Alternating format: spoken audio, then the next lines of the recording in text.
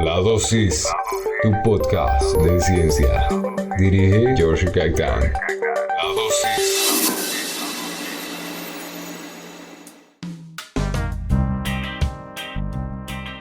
Y hoy le toca el turno a la droga ilegal más consumida del mundo. Estamos hablando del cannabis, que también se conoce como la marihuana.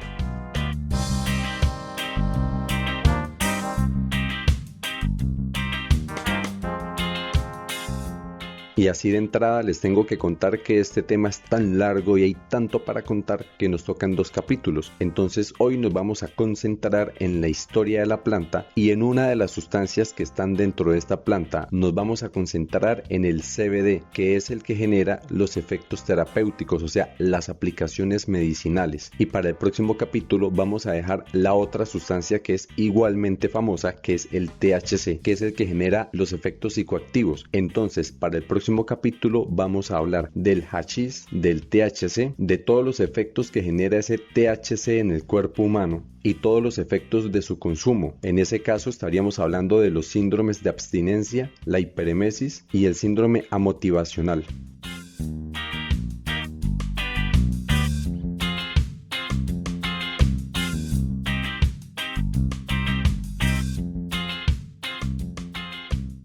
Sabemos por la historia oral que se ha transmitido de generación en generación que el uso del cannabis está dentro de la cultura humana desde hace más de 12.000 años. La mayoría de las historias más antiguas provienen de Asia Central, pero creemos que su uso viene desde mucho antes porque el cuerpo humano contiene unos receptores específicos para las sustancias que están en el cannabis y para que el ser humano haya desarrollado esos receptores, creemos que el uso de esta planta ha estado muy ligado a nosotros desde hace miles de años o de pronto millones de años, pero mencionada en escritos como tal la tenemos desde el año 2700 a.C., o sea, súmele los 2000 después de Cristo, esos son como 5000 años más o menos. En escritos aparece desde hace 5000 años en China. Entonces tenemos a un personaje de la mitología china que es Chen Nong. Este fue uno de los que participó en la fundación de la civilización china y a él se le atribuye el descubrimiento de los usos medicinales del cannabis, y en ese entonces se describía que tenía propiedades para manejar enfermedades como la malaria, la gota, el reumatismo, incluso que servía para mejorar la concentración. Pues se dice que Chen Nong preparaba diariamente más o menos 70 brebajes diferentes para encontrarle diferentes aplicaciones a esta planta. Pero el cannabis no es exclusivo de la China, también tenemos reportes de su uso en Nepal. Allá la utilizaban para hacer bang, que es como una infusión, y esa infusión la utilizaban para liberar las tensiones del cuerpo. Y también aparece en los griegos, en los vikingos, en los romanos, y estos personajes la usaban bebida, la inhalaban, la masticaban o la comían, y en todas estas partes pues tenía más o menos los mismos usos. Aparte de los industriales, pues las personas que consumían cannabis de cualquiera de sus modalidades, masticado, en alimentos o en brebajes, sentían alivios de algunos dolores. Aparte de eso, decían que agudizaba los sentidos y que les permitía ser más creativos. Aparte de todos los efectos psicoactivos que generaba en el cuerpo, pues hacía que el cannabis se utilizara de forma recreativa. Y el uso del cannabis se expandió por todo el mundo, pero por el cáñamo, que es la variedad que tiene las aplicaciones como industriales. La expansión del cannabis por el mundo no se dio por las variedades que generan el efecto psicoactivo, porque de hecho el cáñamo, que es la variante industrial, es la que menos efecto psicoactivo tiene de toda la familia de las plantas del cannabis, porque es que dentro del cannabis hay muchos tipos de plantas, no hay una única planta de cannabis, son como una familia que tiene muchas primas entre sí,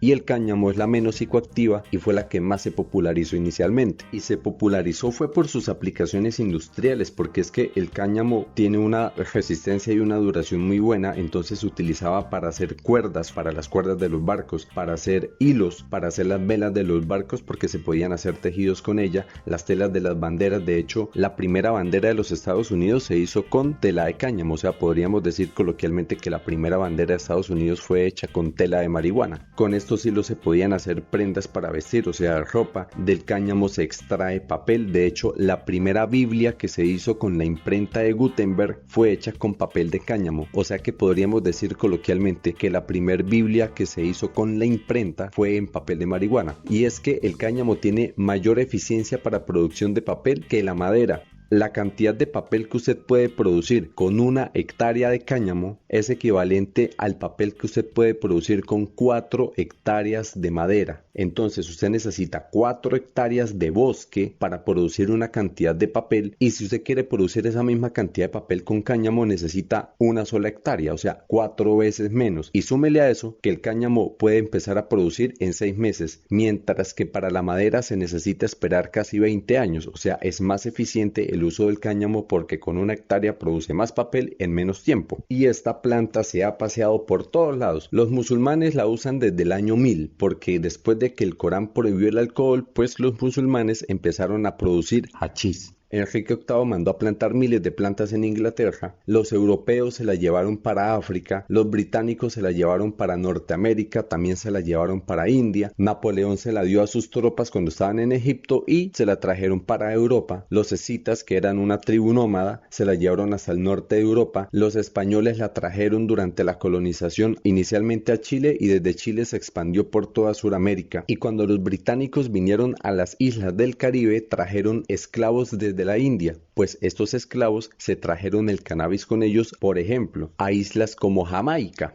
Y el hecho de que el cannabis haya llegado a Jamaica tiene una importancia histórica porque es que en el siglo XVI fue que se popularizó el uso de esos cigarrillos gigantes llenos de marihuana, en parte por la influencia de la popularización del tabaco, porque es que cuando los españoles llegaron a América fue que conocieron el tabaco y el hábito de fumar, sí, armar esos cigarrillos así con la hoja, pues eso se le aplicó también al cannabis, porque es que antes del descubrimiento del tabaco el cannabis se consumía en alimentos, masticado, en infusiones, pero no fumado. Fue cuando conocieron el hábito de fumar el tabaco que se lo extrapolaron al cannabis y empezaron a fumar cannabis, y por eso empezaron a popularizarse esos cigarrillos de cannabis, que es la forma más común de consumir el cannabis hoy en día. Y en Jamaica es que aparece la religión Rastafari. Esta religión pues es un movimiento espiritual monoteísta jamaicano que es influenciado por corrientes locales, pero tienen un trasfondo filosófico y espiritual. Se basan más o menos en el panafricanismo y en el hinduismo, pero tienen una influencia muy fuerte de la tradición judeocristiana, tanto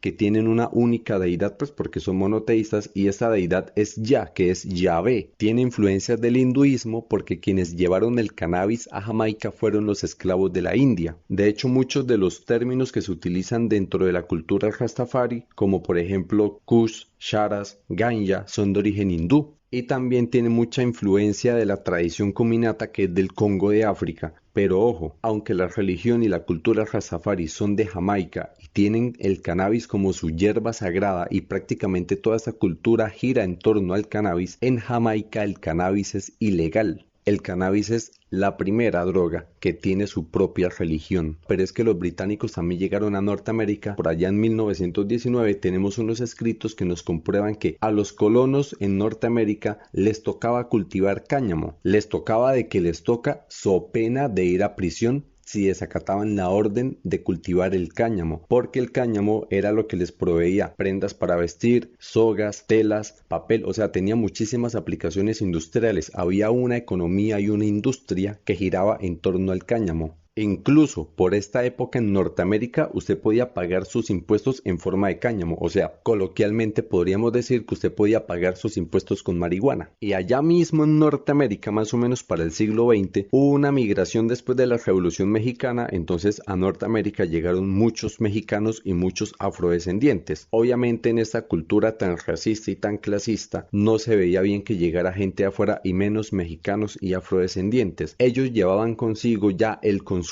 del cannabis y le decían la planta de María. En un intento por asociar a los mexicanos con la delincuencia, se le colocó a esta planta el nombre de marihuana o marihuana, porque marihuana suena muy mexicano, como Tijuana, ¿no? Pues si miramos bien la raíz de esta palabra, tiene mucho de mexicano porque fue un intento de asociar a los mexicanos y a los negros con el consumo del cannabis. Y entonces diferentes sectores de la sociedad empezaron a presionar para que se prohibiera el consumo de cannabis en todo el territorio norteamericano. Y en 1937 se hizo el Tratado de Prohibición de Drogas, y dentro de esas drogas estaba la coca, el opio y el cannabis. cannabis. ¿Cuáles eran los pretextos que tenían para prohibir el cannabis? Pues miremos los argumentos. Primero decía que producía crimen y muerte, era propia de negros, mexicanos e inmigrantes de razas degeneradas, era una hierba de comunistas y propiciaba que las mujeres blancas tuvieran sexo con hombres negros. Esos eran los argumentos. Pues si miramos ahí, hay mucho racismo y muy pocos argumentos científicos. Y dentro de este movimiento que promovía la prohibición encontramos a un periodista y empresario llamado William Randolph Hearst, y se pudo poner de acuerdo con Harry J. Anslinger, que era el funcionario de la oficina antinarcóticos en ese momento. Pero es que detrás de este impulso de prohibición había otra cosa,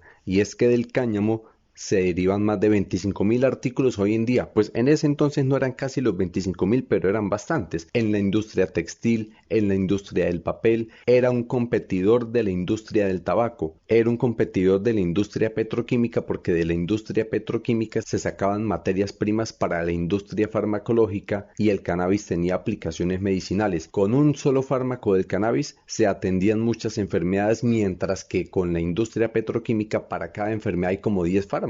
Entonces, para la industria farmacológica de ese momento, el cannabis era un competidor, pero para tenerle miedo, porque es más barato comprar un fármaco que sirve para 10 enfermedades y no 10 fármacos para una sola enfermedad. Y aprovechando la mala fama del cannabis, entonces promovieron la prohibición de las plantas que sí generaban el efecto psicoactivo, y de paso metieron ahí el cáñamo, que no tenía nada que ver, porque es que el cáñamo no genera ningún efecto psicoactivo, pero entonces aprovecharon la mala fama de las otras primas del cáñamo que sí generan el efecto psicoactivo y suácate, la metieron ahí por debajito de la mesa, y así de paso estos empresarios del papel y de la industria textil sacaron del paso a la competencia que significaba el cáñamo. Y entonces ahí nos dimos cuenta que detrás de esa prohibición habían unos intereses comerciales, corporativos, económicos de por medio. Y definitivamente esta prohibición tuvo mucho de racismo y de intereses corporativos, pero muy poco de científico. Y hasta 1942 los médicos todavía recetaban cannabis para los dolores del parto o para los dolores menstruales. Incluso hasta el presidente Kennedy utilizó extracto de cannabis para los dolores de espalda. Y cuando llegó la Segunda Guerra Mundial, les tocó legalizar el cáñamo, porque necesitaban los tejidos que podían sacar del cáñamo para las velas de los barcos, para las sogas, para los tejidos militares. Les tocó legalizar lo que acababan de ilegalizar. Y es que durante la Segunda Guerra Mundial también la CIA se puso en la tarea de encontrar el suero de la verdad, o sea, un suero que le pudieran suministrar a los prisioneros para que soportaran las torturas y para que pudieran sacarles información durante los interrogatorios. Y adivine con qué hicieron el suero, pues con cannabis, y este suero, producido a partir de cannabis, se conoció como el TD.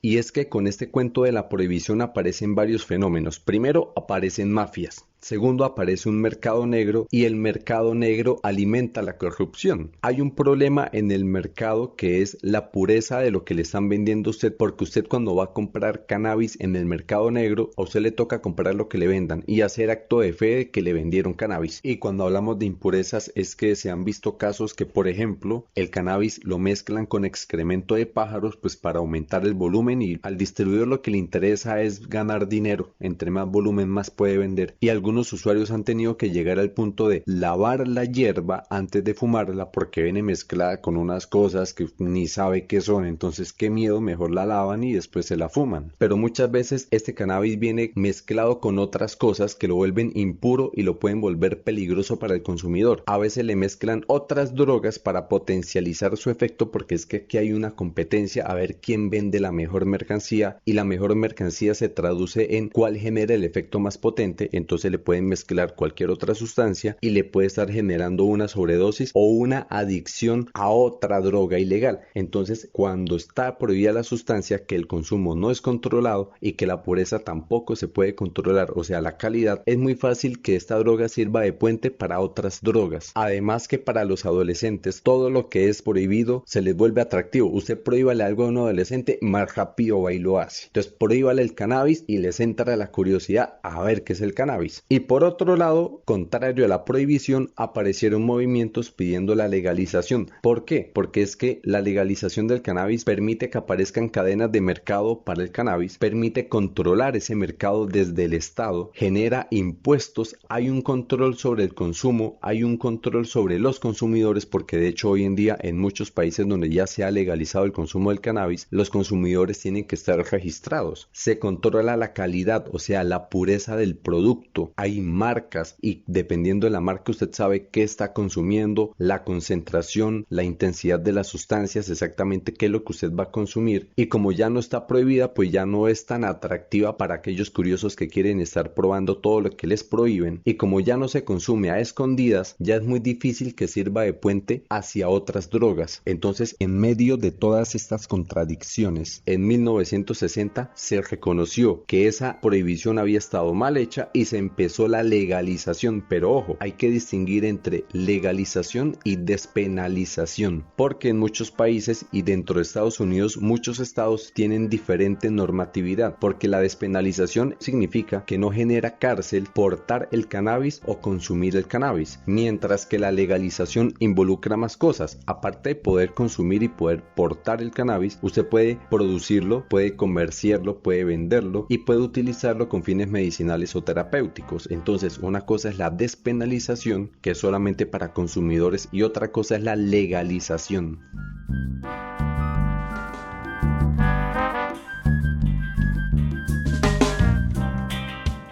Y aquí ya empezamos con la parte de clasificación de las plantas, porque es que hay muchas plantas de cannabis. Básicamente tenemos 5, o sea, tenemos el cannabis, que es como la macrofamilia, el cannabis sativa, y dentro del cannabis sativa tenemos varias variedades. Entonces tenemos el cáñamo. El cáñamo es la variedad más industrial y menos psicoactiva de todas. Y centrémonos entonces en las que sí son psicoactivas. Cannabis sativa sativa, tenemos el cannabis sativa indica, cannabis sativa rudelaris y cannabis sativa afgánica. Vamos con el cannabis sativa sativa. Este se caracteriza porque sus hojas son delgaditas, o sea, estrechitas, se produce en climas cálidos y tiene unos efectos altamente estimulantes y activos. La cannabis sativa indica tiene por el contrario unas hojas más anchas, se puede cultivar en climas duros y tiene efectos narcóticos relajantes.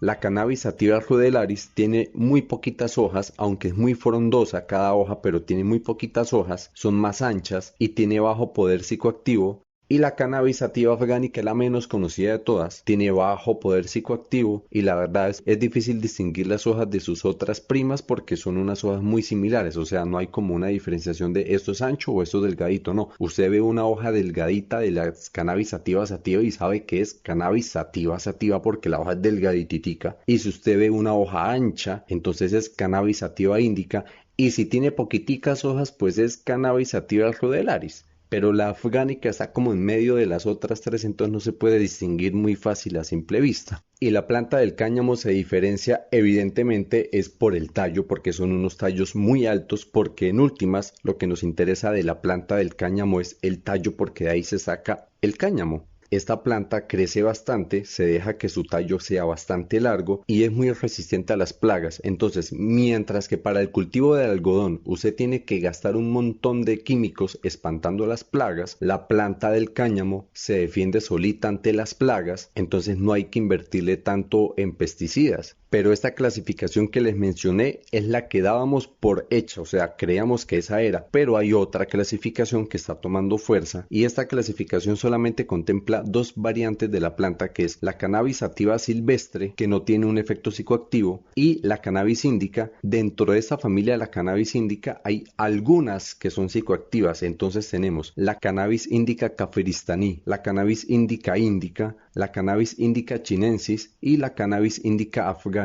Y ya la diferencia entre estas plantas es a nivel genético, pero de la distinción de todas estas plantas lo que nos interesa es su diferencia en cuanto a composición química, o sea, las sustancias químicas que contiene cada una de estas plantas. Si bien hasta por allá la década de los 80 teníamos estas variedades muy bien definidas, algunos creativos empezaron a mezclar semillas, porque es que cuando se empiezan a mezclar semillas se van alterando las nuevas propiedades, y cuando se cambia el entorno de la planta se tiene que adaptar a ese nuevo entorno, al nuevo clima, a los nuevos insectos, a las nuevas plantas vecinas, y entonces esa composición química de la planta cambia porque es la forma que ella tiene de adaptarse. Y con todos estos cruces de semillas y con todos estos cambios en el cultivo se han generado un montón de variedades de plantas, y cada una con efectos diferentes y colores diferentes, olores y sabores, pero en parte los colores, los olores y los sabores dependen de la composición química de la planta. Y hasta el momento se han identificado más de 480 sustancias activas dentro del cannabis, y ahí encontramos, por ejemplo, el ácido hexanoico. El ácido hexanoico está presente pues en grasas animales, pero en esta planta genera ese olor como a media usada, como a calcetines usados. Tenemos también el ácido isovalérico, que es el que le da ese olor como a pie sudado. También puede contener omega 3, y este omega 3 se puede utilizar para bajar el colesterol. Pero esos son como 3 sustancias de las tantas que hay, porque las otras las podemos clasificar en unas grandes familias. Entonces tenemos flavonoides, tenemos terpenos y tenemos cannabinoides. Entonces miremos estas 3 grandes familias, qué tipo de compuestos tienen y cuáles propiedades le agregan a la planta del cannabis.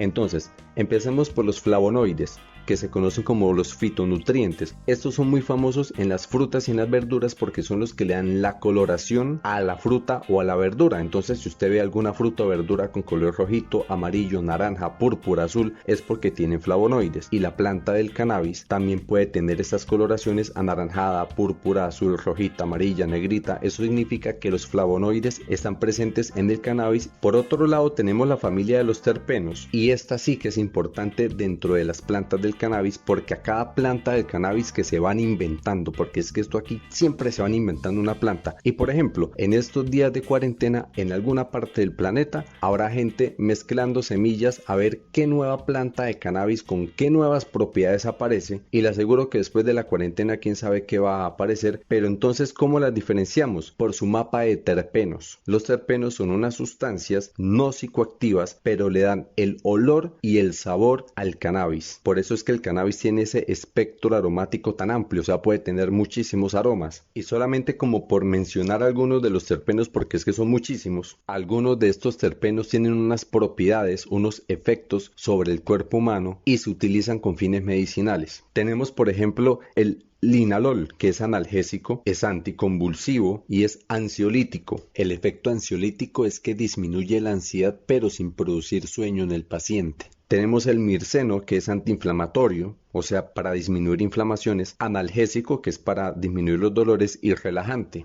Tenemos el pineno, que es antibiótico, que sirve para combatir bacterias que generan infecciones, broncodilatador y mejora la memoria. El limoneno, que es un ansiolítico, el eucaliptol, que se utiliza en tratamientos contra el asma, contra la sinusitis y sirve como analgésico local, o sea, para dolores locales. Y el cariofileno, que es un antidepresivo, o sea, sirve para disminuir la ansiedad, y este sí es característico del cannabis, o sea, prácticamente que en todas las plantas del cannabis vamos a encontrar cariofileno, pero no solamente la encontramos en el cannabis, también podemos encontrar cariofileno, por ejemplo, en el clavo. Y hay más. Estos terpenos se utilizan en aromaterapias, o sea, tienen un uso terapéutico, se pueden utilizar en vaporizadores o como saborizantes para alimentos. Entonces, estas familias, los terpenos y los flavonoides, junto con los cannabinoides, que son los característicos del cannabis, tienen como un efecto sinérgico, o sea, solitos de pronto hacen un efecto muy leve, pero cuando se mezclan entre ellos, el efecto se potencializa, y eso es lo interesante de esta mezcla de sustancias dentro de la planta del cannabis, los terpenos con los flavonoides, con los cannabinoides. Entonces ahora sí vamos a hablar de los cannabinoides, y dentro de los cannabinoides, que es como una familia gigantesca dentro de la cual hay muchas sustancias, pues las más famosas son el THC y el CBD, o sea, el THC, tetrahidrocannabinol, o el CBD, que es el cannabidiol. Pero digamos que todos los cannabinoides se generan a partir de una única molécula que se conoce como el CBGA, que es como la madre de todos los cannabinoides. Cuando la planta empieza a crecer, lo que genera es CBGA, y ese CBGA tiene dos opciones. Imagínese que usted es una molécula de CBGA y usted tiene dos opciones: se va por el camino de la derecha o se va por el camino de la izquierda. Entonces, el camino de la derecha es convertirse en THCA, y esa molécula de THCA, en la medida que la planta va creciendo, puede convertirse, o entonces ahí usted tiene ya otras dos opciones, llegó a convertirse en THCA y de ahí puede escoger, se convierte en THCB o se convierte en THC, que es la molécula que genera todo el efecto psicoactivo, y de esta nos encargaremos en el próximo capítulo porque esto tiene muchísimo también para contar. Entonces ese sería como el caminito de la derecha.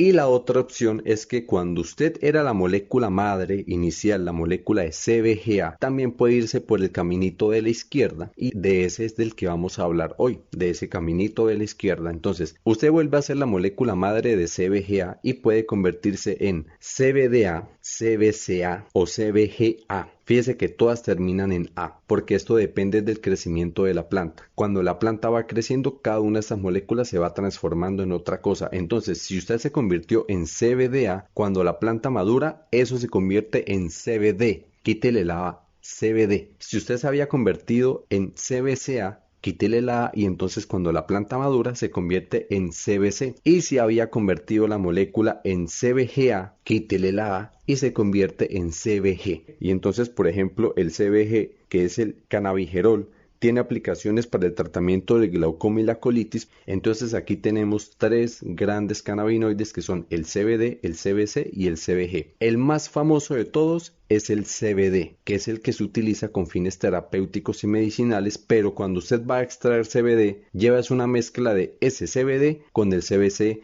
con el CBG, con los flavonoides, con los terpenos, o sea, hay una mezcla en donde está metido el CBD. El CBD es el más famoso, a veces ni siquiera ese es el que está en mayor cantidad, pero está ahí y es el más famoso, entonces lo nombran es a él. Y esta familia del CBD, o sea, el CBD, el CBC, el CBG, son unos compuestos que se extraen del cáñamo, exactamente del tallo del cáñamo, o sea, esto no se extrae de las variedades psicoactivas, se extrae de la variedad, o sea, de la planta no psicoactiva, que es el cáñamo, porque el CBD y sus primos no tienen efecto psicoactivo. Y entonces de esta planta del cáñamo podemos sacar tantísimos productos. Ya en el mercado hoy en día tenemos como 25.000 artículos que se pueden sacar del cáñamo. Encontramos alimento animal, o sea, alimento para mascotas, autopartes, o sea, hay partes de automóviles que han sido fabricadas con cáñamo. Tenemos cervezas, cosméticos, tinturas, tenemos el hilo cáñamo, hilo textil para fabricar ropa, papel de cáñamo, materiales para construcción y aceites. Aquí lo que nos interesa con los fines medicinales y terapéuticos es esos aceites esenciales que se extraen del cáñamo, porque esos aceites esenciales son los que tienen concentradas estas sustancias, el CBD junto con el CBC, el CBG y las otras familias como los flavonoides y los terpenos. Estos aceites se absorben muy bien es por las mucosas, o sea, en la mucosa de la parte interior de la boca y de la nariz. Y de todas las formas que hay para administrar este aceite, la que menos se recomienda es fumarlo, o sea, de todas las formas que existen, descarte la posibilidad de fumarlo porque es la más dañina para el cuerpo, o sea, genera unos efectos en los alveolos pulmonares que resulta peor el remedio que la enfermedad. Y como tiene unas propiedades para manejar el estrés, los dolores, las inflamaciones, la ansiedad y es antiemético, entonces hay muchas aplicaciones, hay muchas enfermedades que se pueden mejorar con el CBD. Ojo, mejorar pero no curar. Estos aceites esenciales del cáñamo no curan enfermedades, mejoran los síntomas, o sea, tienen unos efectos paliativos, son una opción terapéutica porque le permiten mejorar la calidad de vida al paciente, o sea, disminuir la intensidad de los síntomas de la enfermedad para que el paciente pueda tener una vida normal. ¿Y cuáles son las enfermedades de las cuales podemos mejorar los síntomas? O sea, disminuir esos síntomas.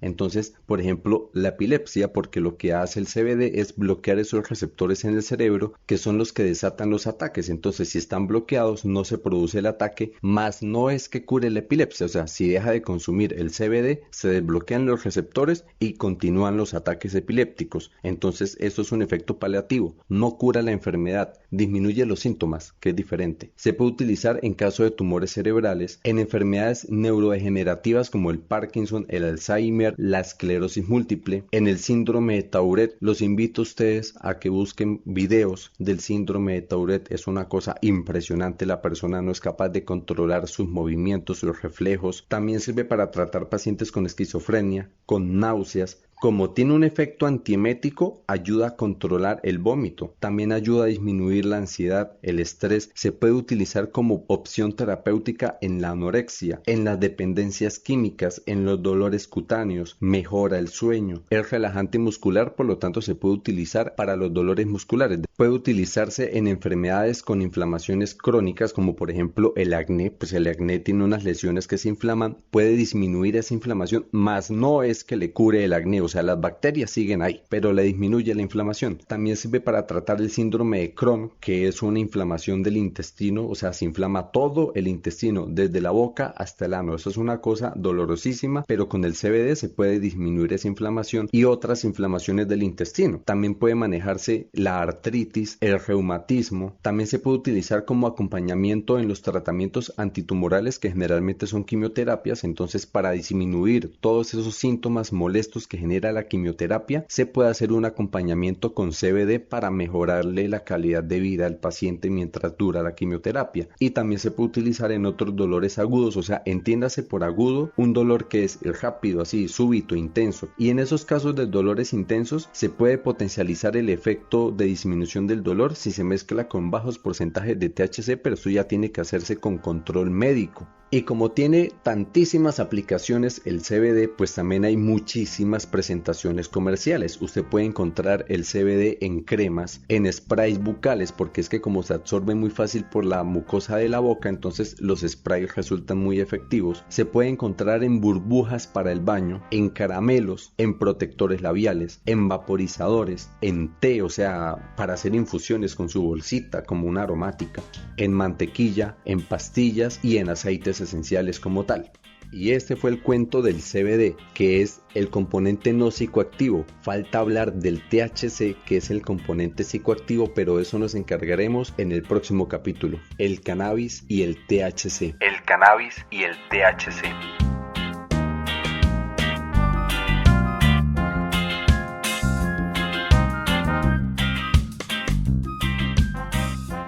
Y entonces, con el uso del cannabis dentro de la cultura humana desde hace 12.000 años y que se ha paseado por todas las culturas que hemos conocido, que es la única droga ilícita que tiene su propia religión, que ha tenido épocas en donde ha sido totalmente legal su comercio y su consumo, pero ha tenido otras épocas en donde ha sido ilegalizada, sabiendo que tiene varios componentes químicos, dentro de los cuales hay flavonoides que le dan sus colores, los terpenos que le dan los olores y los sabores y algunos efectos terapéuticos, y los cannabinoides, dentro de los cuales tenemos unos cannabinoides que son psicoactivos y otros que no son psicoactivos, que son los que se comercializan con fines medicinales. Y entendiendo que hay varios tipos de planta de cannabis, dentro de las cuales tenemos unas psicoactivas y tenemos el cáñamo, que no es psicoactiva pero que tiene muchísimas aplicaciones industriales. Con todos estos detalles paramos el viaje por el mundo del cannabis hoy y lo continuamos en el próximo capítulo.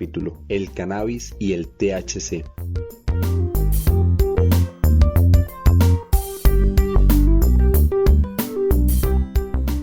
Imagínese que en el año 2008 en Italia detuvieron a un hombre que tenía bastante cannabis en sus bolsillos y él alegaba que esa era su planta sagrada porque para su religión el cannabis era sagrado, y es que él pertenecía a la religión Rastafari. Entonces un tribunal de Italia decretó que tener grandes cantidades de cannabis era permitido únicamente para las personas que profesaban la religión Rastafari, porque para ellos el cannabis era una planta sagrada.